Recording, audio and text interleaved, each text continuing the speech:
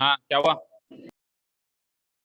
Good evening students, welcome to learners academy. Good evening. Good evening भाई साहब, आपको कह रहा हूँ। हाँ, राम राम। चलो, the next and the last topic of the chapter is nature of roots. Okay, तो first of all let's understand the topic. उसका नाम क्या है, ये कहना क्या चाहता है ना। टॉपिक का मतलब समझ लो, टॉपिक अपने आप समझ में आ जाएगा। हमेशा से कहता हूं टॉपिक का मतलब समझ लो, अपने आप टॉपिक समझ में आ जाएगा। नेचर का मतलब क्या होता है? नेचर स्वभाव, वो वाला नेचर नहीं।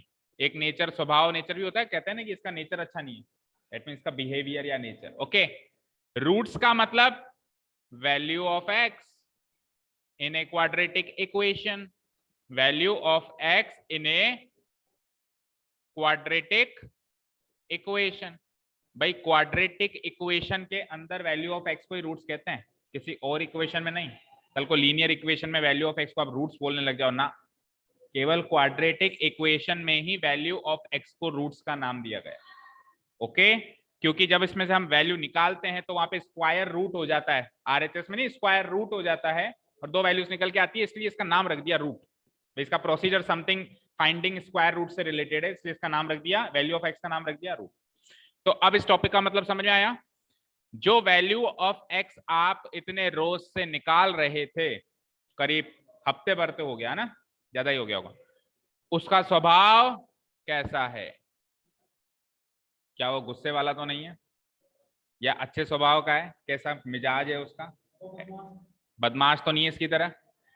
ठीक है, अब वो ये स्वभाव तो इंसानों के होते हैं। तो वैल्यू ऑफ एक्स का कैसा कैसा स्वभाव हो सकता है?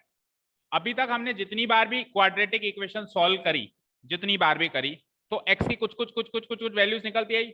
आप खुद सोचो, उन वैल्यूज को क्या ग्रुपिंग कर सकते हैं क्या? भाई जो ये इस टाइप की वैल्यूज निकल रही है सर, उसको ये ग्रुप दे दो, इसका नाम ये रख दो, भाई इसको इस ग्रुप में डाल दो, सेकंड वाली टाइप के इसमें डाल दो, इस तरीके से उसकी ग्रुपिंग कर सकते हैं क्या? तो देखो, जब भी वैल्यू ऑफ एक्स निकली तो वो तीन तरह की निकली। कितने तरह की निकली? तीन तरह की। पहली तरीके की वो थी जिसमें एक्स की दो अलग अलग वैल्यूज थी, एक्स की दो अलग अलग वैल्यूज थी। दूसरा टाइप ये था कि एक्स की सेम वैल्यूज थी, दो रूट सेम निकले थे ना, निकले थे कि नहीं निकले थे? जैसे x equals to 4 and x equals to 4 are the two roots, लिखे थे ना अपन ने सेम सेम। और एक बार ऐसे भी लिखे थे x equals to 4 and x equals to 5, अलग अलग भी निकले थे। और तीसरा और लास्ट टाइप ये था, मतलब एक तरीके से नेचर का मतलब आप टाइप समझ सकते हो कि वो जो रूट्स निकल रहे हैं उसका टाइप क्या क्या है, किस किस कैटेगरी में उसको कैटेगराइज किया जा सकता है। The last type was no real root, ये भी निकला था, एक्स की वैल्यू नहीं निकली थी, रियल वैल्यू, याद है ना, रूट के अंदर माइनस फंस गया था तो एक्स की वैल्यू नहीं निकली थी। आप लोगों ने निकाली है सारी, तीनों तरह की वैल्यूज निकाली है, वो भी निकाली है जब अलग अलग निकली थी। जनरली तो अलग अलग ही निकलती है, मोस्ट कॉमन है ना। सेकंड नंबर पे आ जाओ तो ऐसी वैल्यूज भी निकली थी जब बराबर निकली थी। और एक एक क्वेश्चन में या दो क्वेश्चन में हम ऐसे भी फंस गए थे कि एक्स की कोई रियल वैल्यू ही नहीं निकल रही। ये तीन ही नेचर होते हैं रूट्स के, इनका नाम रख दिया गया है। जब अलग अलग निकलती है तो इसका नाम रख दिया गया टू डिस्टिंक्ट। डिस्टिंक्ट मतलब अलग अलग रियल रूट्स, रियल वैल्यू है ना वो, जैसे x equals to 4, x equals to real number है ना, तो टू डिस्टिंक्ट रियल रूट्स। बोलो पहला टाइप कौन सा है, या पहला नेचर कौन सा है? Two distinct real roots. बोलो, समझ में आया ना? टू मतलब दो, डिस्टिंक्ट मतलब अलग अलग वैल्यू है, रियल मतलब रियल नंबर है, रूट्स मतलब रूट्स है। सेकंड टाइप में क्या होगा, अब की बार डिस्टिंक्ट नहीं है, अब की बार सेम है, तो सेकंड टाइप का नेचर का नाम है टू इक्वल रियल रूट्स। वो टू डिस्टिंक्ट है, ये टू इक्वल है। हो गया सेकंड भी याद, क्या है? Two equal real roots. और थर्ड टाइप तो हम कई बार बोल भी चुके हैं बातों बातों में, no real root. No real root, दो क्या, एक भी रियल रूट नहीं है उसका। समझ में आई? तो तीन तरह के नेचर होते हैं, जो एक वैल्यू ऑफ एक्स निकलती है, रूट्स निकलते हैं, उसके तीन तरह के नेचर होते हैं। एक बार फिर से रिवाइज करते हैं, two distinct real roots, two equal real roots, और नो रियल रूट। अब क्वेश्चन आएगा एग्जाम में, आपको इक्वेशन दे देगा, आपसे पूछेगा इसमें nature of roots find out करो। क्या करो? तो आपको उसमें वैल्यू ऑफ एक्स नहीं फाइंड आउट करनी, आपको वैल्यू ऑफ एक्स नहीं फाइंड आउट करनी, आपको वैल्यू ऑफ एक्स का नेचर फाइंड आउट करना है। समझ में आई बात? अब आप आपको ऐसा लगेगा कि सर नेचर तो तभी पता चलेगा ना जब वैल्यू ऑफ एक्स पता चलेगी। आपको ऐसा लगेगा कि जब तक क्वाड्रेटिक इक्वेशन को सॉल्व करके एक्स की वैल्यू नहीं निकाल के आएंगे तब तक उसका नेचर कैसे बताएं भाई, बराबर है कि रियल है कि अनरियल है क्या है। लेकिन एक तरीका ऐसा भी है जिसमें अपन बिना एक्स की वैल्यू निकाले भी बता सकते हैं कि इसका नेचर कैसा होगा। तो अब क्वेश्चन अगर ऐसा है कि पहले तो वैल्यू ऑफ एक्स निकालो फिर नेचर निकालो, तब तो कोई ऑप्शन ही नहीं है, सॉल्व करो और पहले वैल्यू निकालो और फिर देख लो कैसा नेचर है। लेकिन अगर क्वेश्चन डायरेक्टली ऐसा है कि केवल और केवल नेचर निकालो, तब आपको एक्चुअली वैल्यू ऑफ एक्स निकालने की जरूरत नहीं है। आप सीधे मैं आपको तरीका बताऊंगा, उससे आप पता लगा पाएंगे कि उसका नेचर कैसा है। सारी बात समझ में आई क्या अच्छे से? ठीक है ना, पता होना चाहिए, पिक्चर में रहने चाहिए, पता होना चाहिए क्या स्टोरी चल रही है।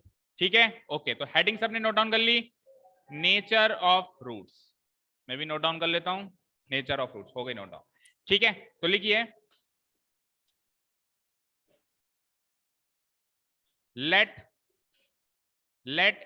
ax square plus bx plus c equal to 0 be quadratic equation. मान लेते हैं कि इस टाइप की एक क्वाड्रेटिक इक्वेशन हमारे सामने है। स्टैंडर्ड फॉर्म यही है ना, be a quadratic equation.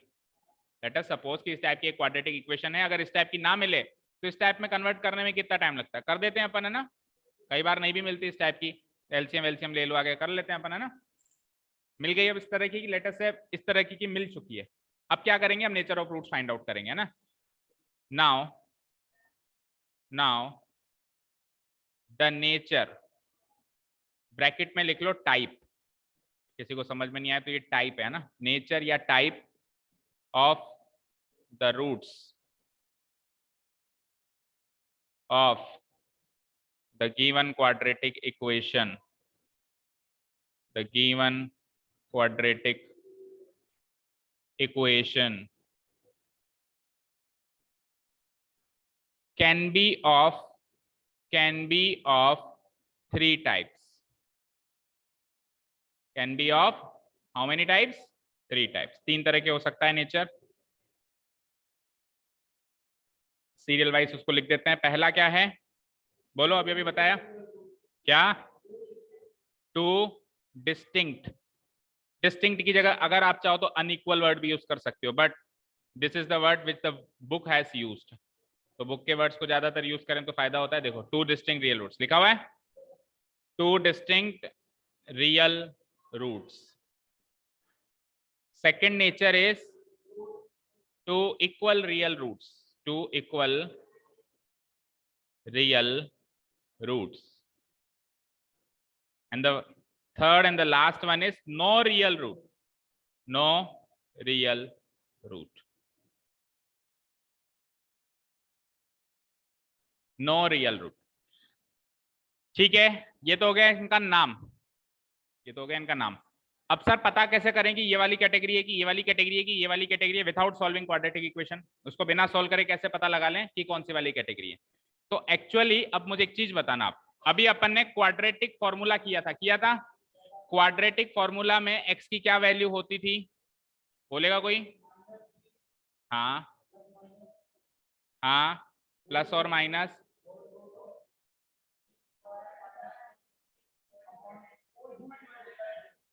Whole नहीं, होल, होल डिवाइडेड बाय 2 है। ठीक है, ये वैल्यू होती है एक्स की। अब ये एक्स की वैल्यू या तो टू डिस्टिंक्ट रियल रूट बनेगी, या एक्स की value two equal real root बनेगी, या नो रियल रूट बनेगी, यही तो बनेगी। चलो इस आखिरी वाले से स्टार्ट करते हैं। नो रियल रूट कब बनेगी, खुद सोचो, अपने हिसाब से खुद सोचो यार, इसकी वैल्यू नो रियल रूट कब बनेगी? जब रियल नंबर नहीं होगी इसकी वैल्यू। रियल नंबर कब नहीं होती है? जब रूट के अंदर। तो रूट के अंदर कौन बैठा है अभी? ये भाई साहब बैठे हैं। तो यानी इन भाई साहब की वैल्यू अगर माइनस कर दें तो नो रियल रूट वाला केस हो गया। और माइनस का मतलब पता है क्या होता है? Less than zero. कोई भी वैल्यू नेगेटिव कब होती है? जब उसकी वैल्यू लेस देन जीरो होती है, जब उसकी वैल्यू लेस देन जीरो होती है, समझे? तो यानी कि नो रियल रूट कब होगा? जब बी स्क्वायर माइनस 4ac की वैल्यू जो है लेस देन जीरो हो जाएगी। ठीक है, अब यहां से आपको एक हिंट मिल गया होगा कि सारा किया दराया तो इन भाई साहब पे डिपेंड करता है। ये रूट के अंदर जो बैठे हैं, बी स्क्वायर माइनस 4ac जो बैठा है ना, इस पे डिपेंड करता है कि आपका नेचर कैसा होगा, नो रियल रूट होगा, इक्वल रियल रूट होगा या डिस्टिंक्ट रियल रूट होगा। आप कैसे हो, आप नेगेटिव हो, पॉजिटिव हो, क्या हो? अगर आप नेगेटिव हो तब तो नो रियल रूट, और अगर आप पॉजिटिव हो तो डिस्टिंक्ट रियल रूट, और अगर आप जीरो हो तो इक्वल रियल रूट। क्योंकि अगर ये जीरो बनेगा तो plus zero minus zero same हो जाएगा, तो आंसर दोनों तरफ से सेम आएगा। अगर ये पॉजिटिव बनेगा तो पॉजिटिव, जैसे मान लो ये 4 बन गया, लेटर से पॉजिटिव 4 बन गया, तो इसका आंसर 2 आ गया। तो +2 और -2 अलग अलग बनेंगे, बनेंगे नहीं बनेंगे? तो डिस्टिंक्ट रियल रूट हो गया। जीरो पे इक्वल रियल रूट हो गया, नेगेटिव पे नो रियल रूट हो गया। समझ आया मोटा मोटा? और इसको पता है क्या कहते हैं? ये रूट के अंदर वाले भाई साहब को पता है क्या कहते हैं? ये थोड़े से इंपॉर्टेंट पर्सन है, वीआईपी है, तो इनका एक नाम रख दिया गया है, नहीं, डिस्क्रिमिनेंट। क्या बोलते हैं? Discriminant, and it is denoted by letter D. भाई कल तक एबीसी था हमारे पास क्वाड्रेटिक इक्वेशन में कोएफिशिएंट्स के रूप में, अब एक डी भी निकल के आया। वो डी इन तीनों का कॉम्बिनेशन एबीसी का, b square minus 4ac।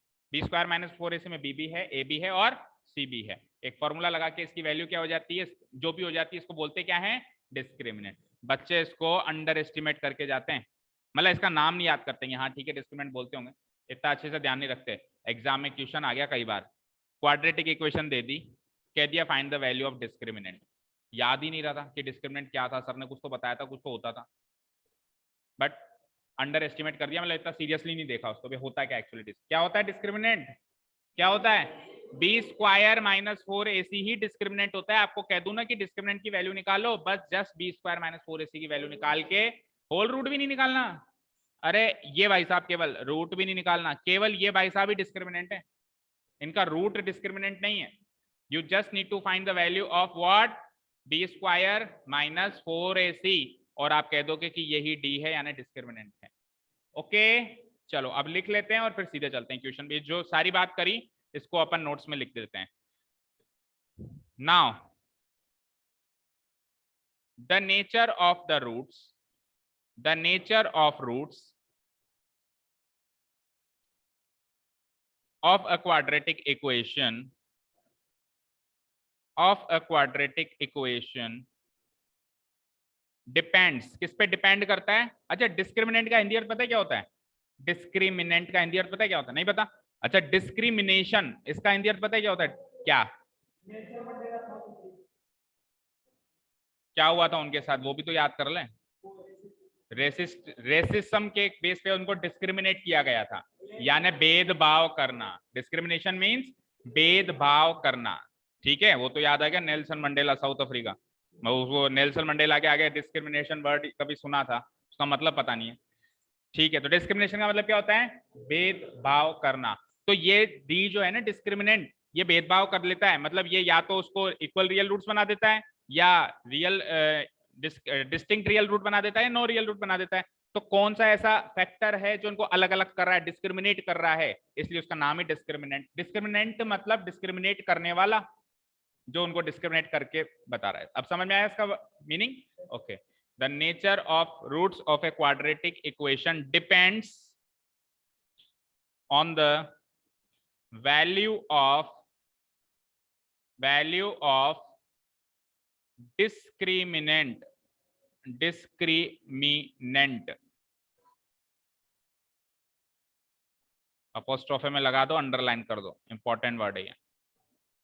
The value of discriminant, ठीक है, which is equal to, which is equal to, किसके इक्वल होगा ये भी लिख दो, which is equal to b square minus 4ac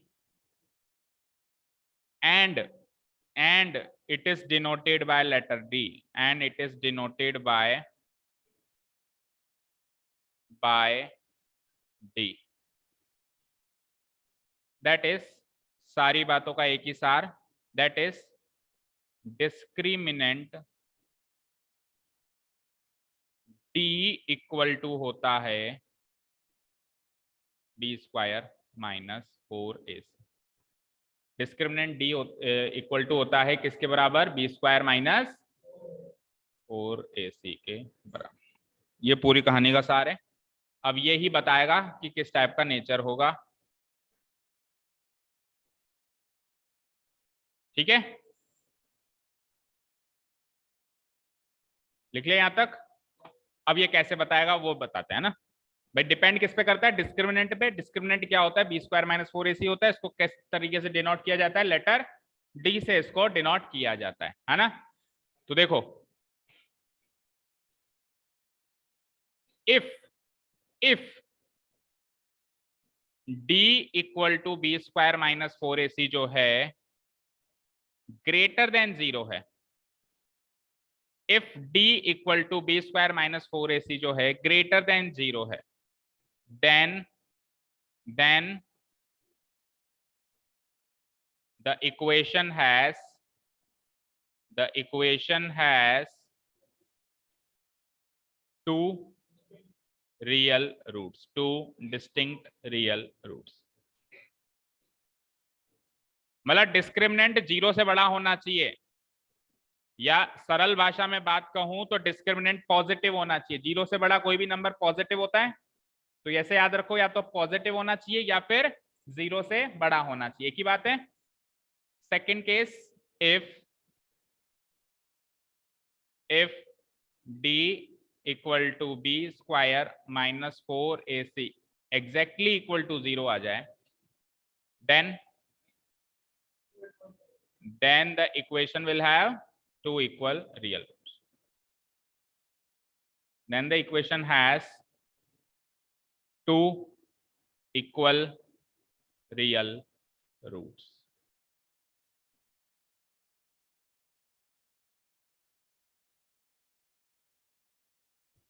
the last one, if तीसरा केस क्या बनेगा भाई? ग्रेटर देन 0 हो गया, इक्वल टू 0 हो गया, less than 0।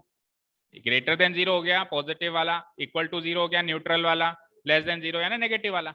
If d equal to b square minus 4ac is less than 0, then the equation has no real root। equation has no real root, no real root। okay, that is it। ये हो गया आपका note section for exercise 4.4। ठीक है, question किस तरह के आएंगे? क्वेश्चन 3 तरह के आएंगे। पहले तरह का क्वेश्चन होगा नेचर पूछेगा, नेचर पूछेगा। क्या आप इक्वेशन को सॉल्व करोगे नेचर निकालने के लिए? ना, केवल डिस्क्रिमिनेंट की वैल्यू निकालोगे, और डिस्क्रिमिनेंट अगर ग्रेटर देन 0 है तो कह देना कि डिस्टिंक्ट रियल रूट्स हैं, अगर इक्वल टू 0 है तो कह दियो कि इक्वल रियल रूट्स हैं, और अगर लेस देन 0 है तो क्या कह देना कि नो रियल रूट है। ठीक है, पहले टाइप का क्वेश्चन। दूसरे टाइप के क्वेश्चन में ये खुद बता देगा कि ये लो साहब इसके डिस्टिंक्ट रियल रूट्स हैं, या इसके इक्वल रियल रूट्स हैं, या इसके नो रियल रूट है। अब वो खुद बताएगा तो कुछ पूछेगा, तो क्या पूछेगा? इक्वेशन के अंदर कोई ना कोई लेटर मिसिंग कर देगा, जैसे के डाल देगा, ax square plus B X plus C में ए बी सी की न्यूमेरिक वैल्यूज तो डालता है ना, उसकी जगह कोई एक वैल्यू मिसिंग कर देगा, के डाल देगा, ए डाल देगा, बी डाल देगा, और उसकी वैल्यू पूछ लेगा और आपको देगा क्या? खुद बताएगा नेचर ऑफ रूट्स। ये सेकंड टाइप का क्वेश्चन। तीसरे टाइप का क्वेश्चन अगेन वर्ड प्रॉब्लम। अब इसमें वर्ड प्रॉब्लम कैसे बनेगी? जैसे पहले बन रही थी, सेम टू सेम वही स्टेटमेंट्स आ जाएंगे और आपसे पूछा जाएगा इज दिस सिचुएशन पॉसिबल? क्या ऐसा हो सकता है? जैसे कोई एज प्रॉब्लम दे दी कि राम अपने बेटे से उसके 2 गुना का 2 साल बड़ा है, कुछ भी कह दिया, 10 साल बाद वो उसके इतना गुना हो जाएगा, 20 साल पहले वो इतना गुना था। अब वो कहेगा कि क्या ये सिचुएशन पॉसिबल है क्या?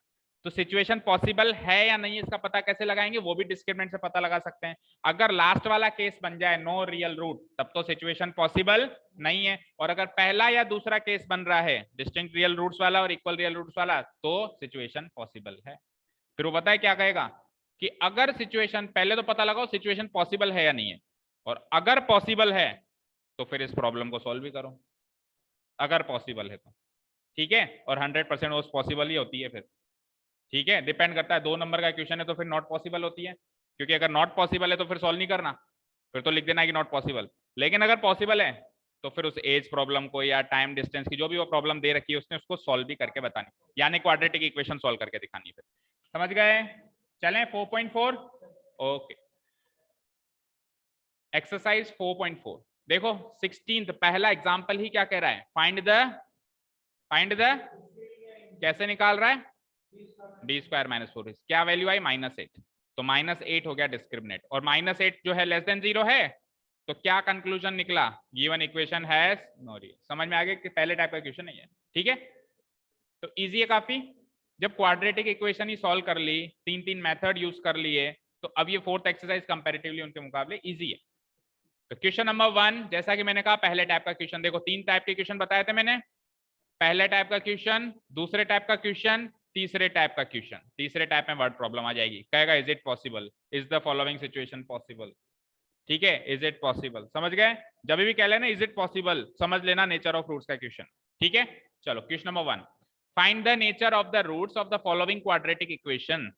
पहले तो नेचर ऑफ रूट्स निकालो साहब, फिर अगर नेचर ऑफ रूट्स निकालते टाइम आपको पता चल जाए कि रियल रूट्स हैं, रियल रूट्स कब कब होते हैं, पहले केस में और दूसरे केस में डिस्टिंक्ट रियल होता है, इक्वल रियल होते हैं, और तीसरे केस में तो रियल रूट होते ही नहीं है।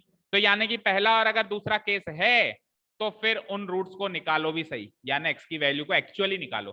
पहले तो कह रहा है एक्स की वैल्यू का नेचर निकालो, फिर अगर वो नेचर रियल है तो फिर एक्स की एग्जैक्ट वैल्यू भी निकालो, और अगर नेचर रियल नहीं है तो फिर मत निकालो। समझ में आई बात, स्टार्ट करें। ओके, क्वेश्चन नंबर 1 से स्टार्ट करता हूं, start writing. Question number 1 note down करो।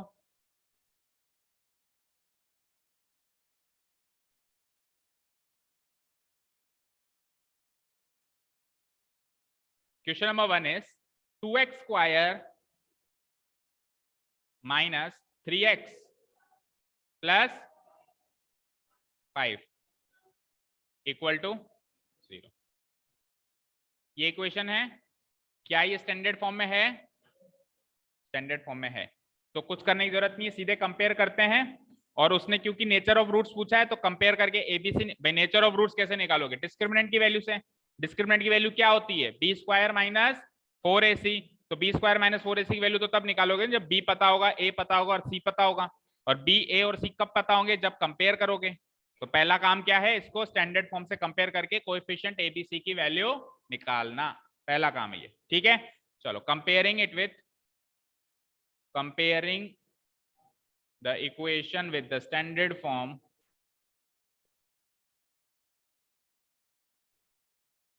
with the standard form, with the standard form, that is what is the standard form of a quadratic equation, ax plus c equal to 0. So let us compare the equation and find the values of the coefficients a, b and c. We will get, पता लगाओ, okay sorry, it is bx not bx square, आप पता लगाओ, एक minute है ना। सी cat बोलो, ए कितना 2 है, बी कितना है एंड सी कितना है 2 - 3 और +5, ठीक है, 2 - 3 और +5, ये तो आ गए कोएफिशिएंट्स ए, बी और C. Now the value of discriminant निकालो। अब सुनो, कई बच्चे सीधे क्या करते हैं, बी स्क्वायर माइनस 4ac की वैल्यू निकालते हैं और फिर कंपेयर कर लेते हैं कि ग्रेटर देन 0 है। इस क्वेश्चन के हिसाब से तो उन्होंने सही काम कर लिया, लेकिन बस एक काम और कर लो ना, इसके आगे ये भी लिख लो कि ये डी की वैल्यू है, उससे क्या होगा, जिंदगी भर के लिए याद हो जाएगा कि ये डिस्क्रिमिनेंट है एक्चुअली। समझ में आई बात, भाई केवल ये पता करना कि नेचर ऑफ रूट्स कैसा है वो तो समझ में आ रहा है कि पी स्क्वायर माइनस 4ac से पता चल रहा है, बट इसको डी कहते हैं, ये डिस्क्रिमिनेंट है, ये हम लिखेंगे तो लिखते लिखते नहीं याद हो जाएगा। तो बस एक इतना सा, एक्चुअली बुक में भी नहीं लिखा हुआ, बुक में भी अभी हमने देखा था सीधे बी स्क्वायर माइनस 4ac की वैल्यू निकाल ली, लेकिन उसने बताया नहीं कि ये डी है, तो हम बता देते हैं ताकि हमको खुद को भी याद हो जाए, ठीक है। तो so discriminant D equal to, discriminant D equal to होता है बी स्क्वायर माइनस 4ac होता है। डी की वैल्यू क्या है -3, इसका करना है स्क्वायर, -4 इंटू ए की वैल्यू क्या है 2 और सी की वैल्यू क्या है 5। बढ़ते हैं आगे, तो -3 का स्क्वायर क्या होता है बोलो 9, और -4 इंटू 2 इंटू 5, 4 2 जा 8, 8 5 जा 40, what is 9 - 40 -31, which is less than 0, which is less than 0। तो पहले में तो हो गई बल्ले बल्ले, क्योंकि उसने क्या कहा था, रियल रूट ना निकले तो कुछ करना मत, और अगर निकले तो निकालना। मतलब आगे भी होता क्वेश्चन अगर वो निकलता तो। ठीक है, hair d is less than 0, so the given equation has no real root. The given quadratic equation has no real root. Final conclusion, no real.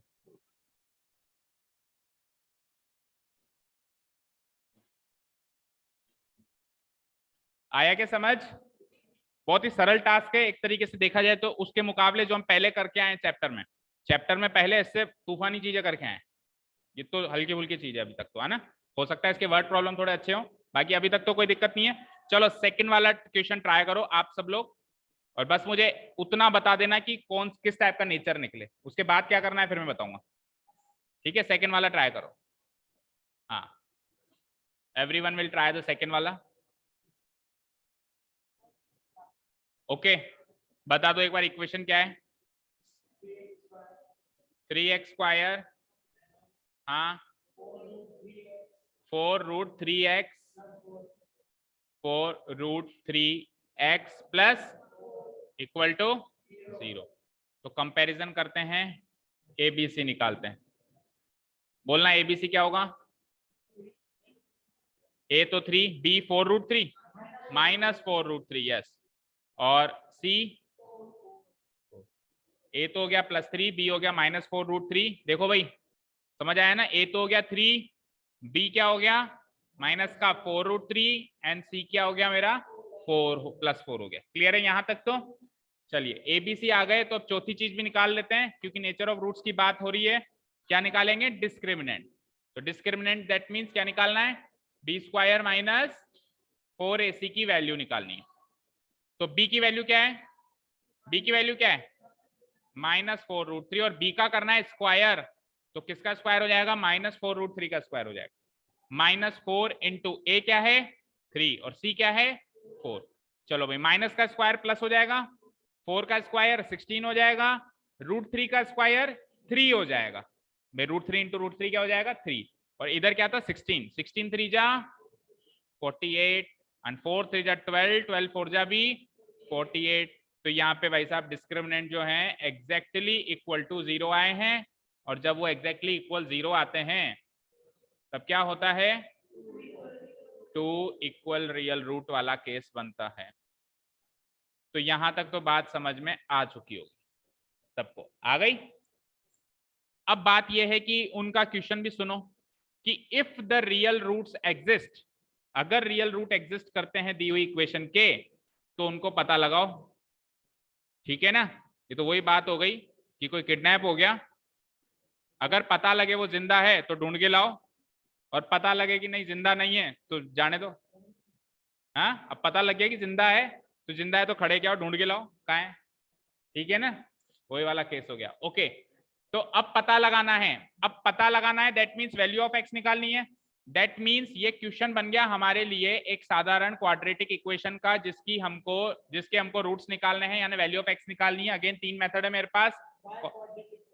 3 method कौन से हैं वो तो बोल दें, फैक्टराइजेशन, कंप्लीटिंग द स्क्वायर। अब हम किससे निकालेंगे, किससे, फैक्टराइजेशन। अब सुनो ध्यान से, कंप्लीटिंग द स्क्वायर सुनो ध्यान से सुनो। अगर केवल यही इक्वेशन होती, केवल इक्वेशन होती और सीधे ही वैल्यू ऑफ एक्स या रूट्स निकालना होता तो 3 ऑप्शन होते, किसी से भी निकाल लेते, कोई इसमें दिक्कत नहीं है। लेकिन क्वेश्चन अगर ऐसा है कि पहले नेचर ऑफ रूट्स निकालो और फिर अगर रूट्स एग्जिस्ट करते हैं तो फिर उनको निकालो, मतलब नेचर ऑफ रूट्स के साथ में कॉम्बिनेशन में आपको ऐसा क्वेश्चन दिया हुआ है, तो सबसे सुटेबल मेथड होता है क्वाड्रेटिक फॉर्मूला। अच्छा क्यों, क्यों, very good, very good. Quadratic formula से, कोई मुझे बताएगा क्वाड्रेटिक फॉर्मूला से एक्स की वैल्यू कैसे निकालते थे, जरा ऐसे निकालते थे, ऐसे निकालते थे। और आपने खुद ने इस क्वेश्चन में इस पार्ट की वैल्यू निकाल ली, निकाल ली ना। तो अगर हम क्वाड्रेटिक फॉर्मूला से चलें तो इसका आधा काम हमने कर रखा है, तो क्यों ना उसको यूज करें। अभी सपोज करो कंप्लीटिंग द स्क्वायर से चलते हैं, तो सारा तामझाम जीरो से स्टार्ट करना पड़ेगा।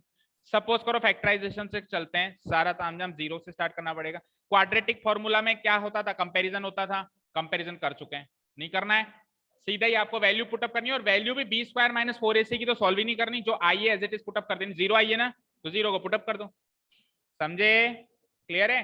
तो नेचर ऑफ रूट्स के साथ अगर क्वेश्चन आता है कॉम्बिनेशन में उनको फाइंड भी करने का, तो you will always use what, quadratic formula, ठीक है।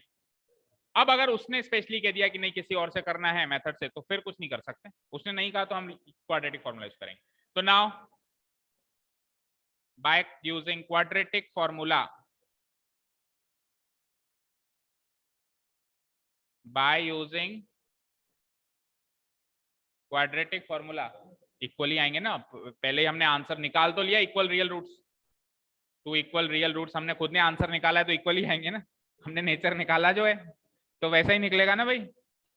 Now by using quadratic formula the roots of the roots of the equation are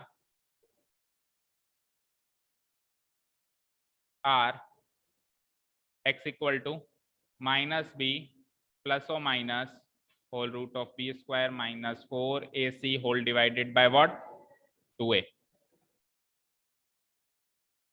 तो माइनस बी, बी क्या है, बी की वैल्यू -4√3, -4√3 प्लस और minus whole root of b square minus 4ac की वैल्यू 0 as it is put up कर दें, निकाल चुके हैं हम इसी क्वेश्चन में, 2a 2 इंटू a की value 3, so minus of -4√3 is +4√3 plus और माइनस रूट ऑफ 0 0 ही बनेगा, 2 3 जा 6 बनेगा।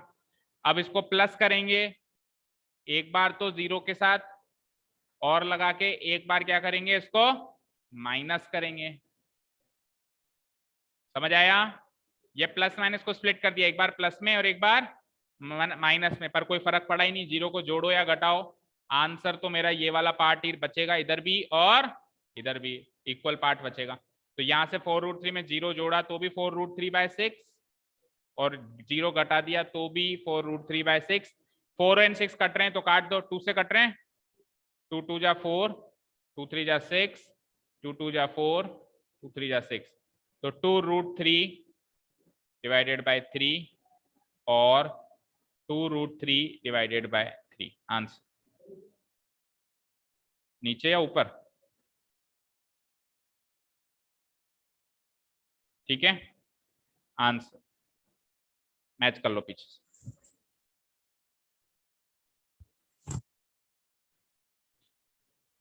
क्लियर है सबको। अब पहला क्वेश्चन नो रियल रूट का बना, दूसरा इक्वल रियल रूट का बना, तो तीसरा जो है डिस्टिंक्ट रियल रूट का बनना है, ठीक है। सिस्टम भी ये कहता है, अंदर से फीलिंग भी वही आ रही है कि वही बनेगा, क्योंकि उसने अगर 3 क्वेश्चन दिए तो 3 अलग अलग नेचर ही होते हैं, तो हर एक का एक क्वेश्चन तो उसने दिया ही होगा, ठीक है। तो आप थर्ड वाला क्वेश्चन करेंगे घर पे एज होमवर्क, मतलब स्टेप बाय स्टेप, है ना। और अभी यूं ही बता दो मुझे, b square minus 4ac, b की वैल्यू -6 का स्क्वायर -6 का होल स्क्वायर -4 इंटू ए की वैल्यू 2 और सी की वैल्यू 3, तो -6 का होल स्क्वायर 36, 4 2 जा 8 3 जा 24 equal to 12 which is greater than 0। तो 2 इक्वल रियल रूट्स का 2 डिस्टिंक्ट रियल रूट्स का केस है, आपको फिर उसको सॉल्व भी करना है, तो वापस क्वाड्रेटिक फॉर्मूला से उसको सॉल्व कर देंगे, अब की बार 2 अलग अलग रूट निकलेंगे और दोनों रियल होंगे, ठीक है, क्लियर है। हाँ, तो उसकी भी बात कर लेते हैं, आंसर ये आ रहा होगा भाई 2 डिवाइडेड बाय √3, हाँ यही आ रहा है, तो काई कौन करियो ये काट दियो, अरे 3 के अंदर 2 √3 छुपे हुए हैं, मेरी नजर से देखो, 3 जो है ना 3 को क्या लिख सकते हो, √3 गुणा √3 लिख सकते हो, एक √3 कट गया तो 2 डिवाइडेड बाय √3, पीछे आंसर मैच करना है तो ऐसे कर लो, और ऐसे छोड़ के आओगे तो भी कोई काटेगा नहीं मार्क्स, उल्टा मैं कहूंगा ये ज्यादा अच्छा तरीका है, क्योंकि इरेशनल नंबर को हमेशा न्यूमरेटर में रखा जाता है, अगर आप इसको काट दोगे तो वो इरेशनल नंबर नीचे आ गया, ठीक है ना। तो वो इनअप्रोप्रिएट तरीका है, उल्टा अप्रोप्रिएट तरीका ये है लिखने का। बाकी अगर पीछे से आंसर मैच करना चाहते हो तो √3 से 3 काट दो। ठीक है, क्लियर है? ठीक है ना, कोई डाउट नहीं है? तो थर्ड क्वेश्चन तो हो जाएगा होमवर्क। अब चलते हैं इसके सेकंड टाइप के क्वेश्चन पे। देखो सेकंड टाइप का क्वेश्चन क्या है, मैंने क्या कहा था, अब की बार नेचर ऑफ रूट्स पूछेगा नहीं, खुद ही बता देगा भाई ये लो ये है नेचर ऑफ रूट्स। तो अब खुद बता दिया तो ऑब्वियसली कुछ ना कुछ तो पूछेगा, ऐसे तो खाली आप तो नहीं छोड़ेगा कि मजे कर ले। हाँ भाई मैंने बता दिया तो कुछ तो पूछेगा। तो देखो क्या पूछ रहा है, क्वेश्चन नंबर 1 में उसने कोएफिशिएंट में से बीच का कोएफिशिएंट खा गया, मतलब मिसिंग है, और इसके अंदर तो दो दो कोएफिशिएंट मिसिंग है। आपको कहां सर एक ही तो है, अरे इसको मल्टीप्लाई कर जरा, के एक्स इंटू एक्स और के एक्स इंटू -2 -2kx + 6। तो एक्स स्क्वायर का कोएफिशिएंट भी मिसिंग है और एक्स का कोएफिशिएंट भी 2k की फॉर्म में, तो वो भी मिसिंग ही माना जाएगा। तो इस तरीके से कोएफिशिएंट्स मिसिंग है और नेचर ऑफ रूट्स क्या दे रखा है, they have 2 equal real roots. ऐसी के की वैल्यू पता करो, ऐसी के की वैल्यू पता करो इन क्वाड्रेटिक इक्वेशन के लिए, ताकि इन क्वाड्रेटिक इक्वेशन में जो रूट्स होंगे वो इक्वल रियल रूट्स होने चाहिए, यानी इनका नेचर ऑफ रूट्स क्या बनना चाहिए, इक्वल। तो एक तरीके से वही बात हो गई कि गिवन है कि इनके इक्वल रियल रूट हैं, अब आप बचे हुए के की वैल्यू फाइंड आउट करो। समझ आया क्वेश्चन? उल्टा क्वेश्चन चल रहा है, समझ आया क्या सभी को? ओके, कैसे करेंगे, क्या करेंगे, सबसे पहले क्वेश्चन नोट डाउन करो, करो करो, वो तो करना ही पड़ेगा ना। कर लिया note down? 2x² + kx + 3 = 0, this is my given quadratic equation.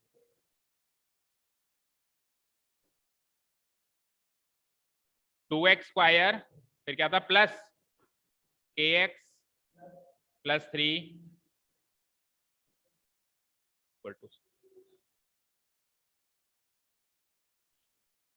ठीक है, अब हालांकि उसने कह दिया है कि इसके ये नेचर है, पर जहां भी नेचर ऑफ रूट की बात भी छिड़ जाए, पहला काम यही होता है एबीसी की वैल्यू निकालना। तो कंपैरिजन करना पड़ेगा और एबीसी की वैल्यू निकालनी पड़ेगी। करो कंपेयर और निकालो एबीसी की वैल्यू। Comparing the equation with the standard form, that is ax² + bx + c = 0, we get a की वैल्यू तो हो गई यहां से 2, बी की वैल्यू बनेगी k, है ना। ए की वैल्यू क्या बनी 2, बी की वैल्यू क्या बनी k, एंड सी की वैल्यू क्या बनी 3, 2k 3। ये कोएफिशिएंट्स मिल गए 2k और 3। यहां तो कोई डाउट बोलो? ए की वैल्यू 2, बी की वैल्यू k एंड सी की वैल्यू 3। ठीक है, चलो निकालते हैं डिस्क्रिमिनेंट। आप कहोगे सर के तो गिवन ही नहीं, कैसे निकालें? तो के की फॉर्म में तो निकाल सकते हो, के की फॉर्म में तो निकालो कम से कम। b² - 4ac में वैल्यूज पुट अप कर देते हैं।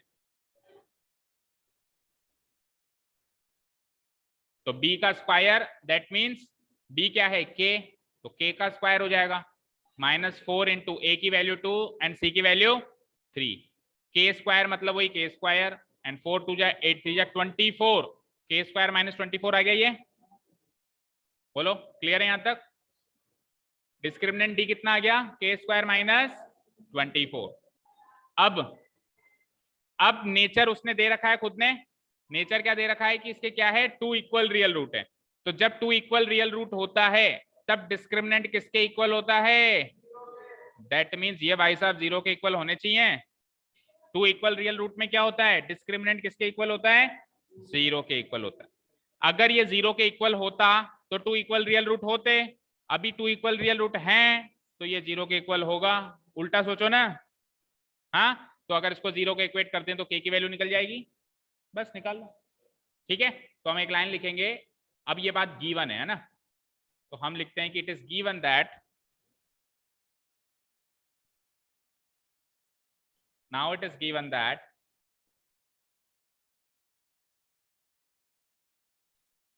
it is given that the equation has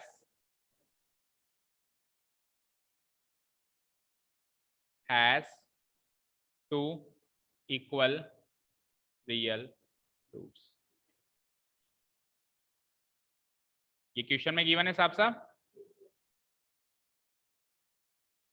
सो जो d होगा वो 0 हो जाएगा, d इक्वल टू 0 हो जाएगा। बोलो, अगर 2 इक्वल रियल रूट है तो d की वैल्यू 0 हो जाएगी। अपना d क्या आया, तो उसकी वैल्यू कर देते हैं 0, क्योंकि d की वैल्यू 0 करनी है। हमारा d कैसा हो, हमारा d k स्क्वायर माइनस 24 के जैसा हो, तो उसकी तरह उसको 0 के इक्वल कर दो। अब k square minus 24 equal to 0, ये अगेन एक इक्वेशन ही तो बनी है, क्वाड्रेटिक इक्वेशन। यहाँ से k की वैल्यू निकालनी है।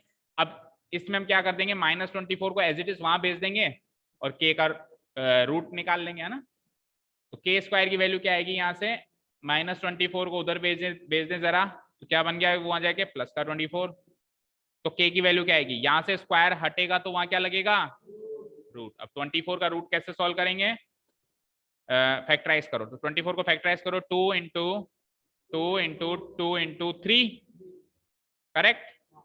2 2 जा 4, 4 2 जा 8, 8 3 जा 24। तो यहाँ से पेयर किस किस का कंप्लीट हुआ, 1 2 का पेयर कंप्लीट होता है बस। 1 2 का पेयर कंप्लीट होता है तो इसका 1 2 बाहर आ जाएगा, बाकी ये लोग अंदर ही बैठेंगे, इनका पेयर कंप्लीट नहीं हुआ। तो 2 तो बाहर आ गया और 2 इंटू 3 अंदर बच गया, यानी 2 रूट 6। और 2 रूट 6 नहीं लिखेंगे, क्या लिखेंगे, प्लस और माइनस 2 रूट 6, क्योंकि रूट से जब कोई भी बाहर आता है, मतलब रूट सॉल्व भी करते हैं हम, तो हम उसको प्लस और माइनस मानते हैं, ठीक है ना। तो 24 का रूट हो जाता है प्लस और माइनस 2 रूट 6। लास्ट में क्लोजिंग स्टेटमेंट लिख देंगे, hence the value of X is, hence the value of X क्या, sorry k is, hence the value of k is, hence the value of k is plus or minus 2 root 6।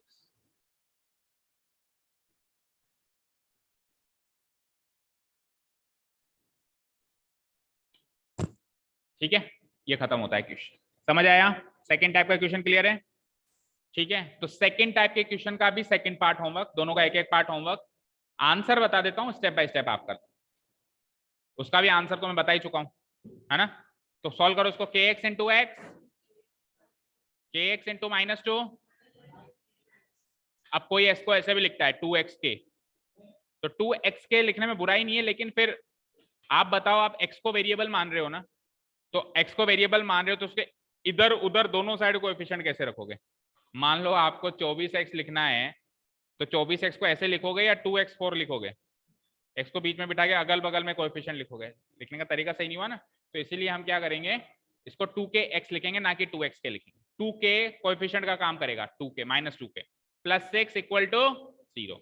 इसको compare करते हैं standard form से, ax square plus bx plus c equal to 0। तो a की वैल्यू, b की वैल्यू minus 2k and c की वैल्यू 6। तो डिस्क्रिमिनेंट d कैसे निकलेगा, b स्क्वायर माइनस 4ac से।